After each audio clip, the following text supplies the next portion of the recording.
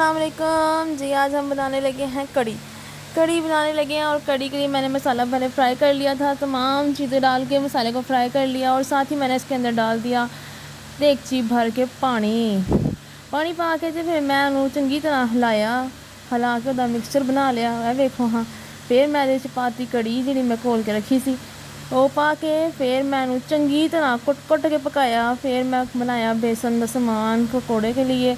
पकौड़े बनाने के मैंने सामान रख दिया था, मैंने बनाए नहीं थे। पहले मैं क्या चावल पका लेने हैं, चावल पकाने के लिए रखे। और चावल साहब उबल रहे थे और वो उनका होने लगा था काम ख़राब।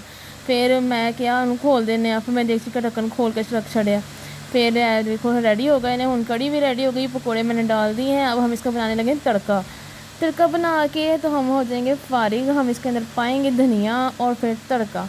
जे तुहानू साडी वीडियो पसंद आती है तो लाइक शेयर फॉलो करया करो। बड़ी बड़ी मेहरबानी होगी तुहाडी ते साडी भी मेहनत जी कारामद हो जाएगी। शुक्रिया, मेहरबानी। वीडियो नू देखो तो लाइक करो और कमेंट में बताओ कि कड़ी मेरी कैसी बनी है।